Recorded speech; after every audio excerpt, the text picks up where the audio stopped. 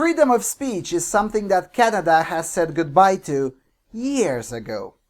But the corridor of legally protected speech is shrinking by the day now after Trudeau was elected to lead the nation. If the government has its way, disagreeing that Bruce Jenner is a woman may lead to up to 2 years in jail. Welcome to the era of imprisonment for wrong thing, or the Trudeau era.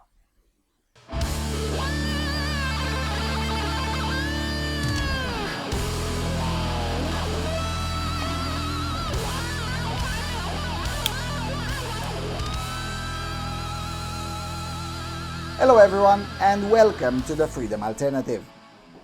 Feelings trump everything in Canada, especially since Mr. Trudeau has taken over. Whose feelings? Well, everyone who is not a white normal man has a shot of putting someone in jail for wrong thing, basically. Coming from the Daily Caller, quote, Canada prepares nationwide ban on anti-transgender propaganda. And goes like this. Citing the need to make transgender people feel safe and secure in who they are, Canada's Minister of Justice, Jody Wilson-Raybould, introduced legislation Tuesday that would prohibit discrimination on the basis of, quote, gender identity or gender expression and make anti-transgender, quote, hate propaganda punishable by up to 2 years in prison. The proposed legislation, which was unveiled on the International Day Against Homophobia, Transphobia and Biphobia, would amend the Canadian Criminal Code to expand existing hate speech prohibitions to include any public speech or communication that promotes hatred on the basis of gender identity or gender expression. An identical ban on anti-gay hate propaganda has been in place for several years and has caused problems for Christians who oppose gay marriage. In 2013, the Canadian Supreme Court upheld the conviction of a Christian street preacher for distributing flyers denouncing homosexual behavior. The court justified the preacher's conviction on the grounds that he used, quote, vilifying and derogatory representations to create a tone of hatred against homosexuals. The court held that the pastor's religious freedom did not excuse him from violating the hate propaganda laws. So, in other words, basic liberty doesn't apply. Back in communism, freedom of expression was allegedly guaranteed. But of course, in practice, that never happened. In the words of a communist activist, your freedom of expression, comrade, cannot infringe the morality of the party. One has freedom of expression, but one ought to think before exercising it. In other words, you should be careful who you criticize, or, you'll end up in a gulag. That's exactly the state of affairs in Canada today, and this is not an exaggeration. Here, the article clarifies, quote, Canadian media outlets are reporting that Bill C-16 is expected to pass, especially now that conservative leaders in Parliament look likely to support the bill despite opposing similar legislation in years past.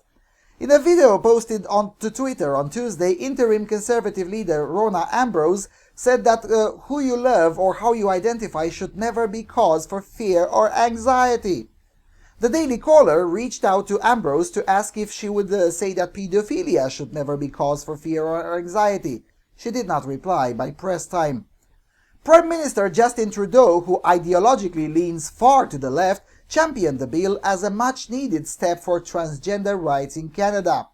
We must continue to demand true equality, he said at a news conference. Wilson-Raybould was similarly enthusiastic about the bill. We live in a time when discrimination in any form is completely unacceptable, she said.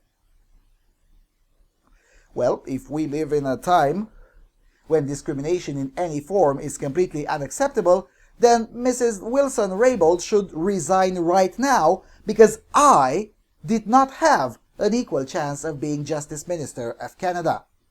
What do you mean I'm not a Canadian citizen? That's discrimination. Didn't the Right Honourable Minister just say that any form of discrimination is completely unacceptable?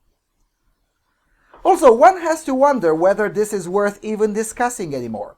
If the Conservatives of Canada are willing to support such a monstrosity, why expect anything else from a far-left traitor like Trudeau. No, seriously, why should we expect anything different? Also, a significant chunk of Canadians support this kind of North Korean style of stifling basic freedoms. The number one trending topic these days in Canada is Elbowgate, and not the constant erosion of basic freedoms. If his opposition had been so vigorous in attacking him when infringing upon basic freedoms as it is in attacking him for trivial nonsense, then I'd have been more hopeful. But that is not happening. So maybe Canadians do want, and as such do completely deserve, to live in a North Korean type of dictatorship where any wrong word can send you into a gulag. Ultimately, what is there left to be said when seeing so many countries in the so-called free world slipping into a kind of totalitarianism that makes even some of the late Bolshevik leaders envious? I'm thinking about the big festival which headed Metallica, AC/DC and Pantera in the USSR in 1988. That festival may well be illegal now in Canada, at least the Pantera part. Now think about that. Canada is dangerously close to have less freedom of expression than 1988 USSR. And most Canadians don't seem to even give a fuck. Now how does that make you feel? Because if nobody gives a fuck, then it ceases to matter. If preachers can be thrown in the gulag for promoting their religion, then how is Canada, substantively speaking, any different from 1980s USSR? In fact, to continue the comparison, the USSR even allowed small land ownership starting in mid-1980s. Canada still does not allow land ownership at all, even today. So maybe, just maybe, it's the rest of us who have a problem. And that problem is the insistence of referring to Canada as a free country, when it's getting blatantly obvious that that is not the case at all. Anyway, that's all I had to say. Thanks for watching.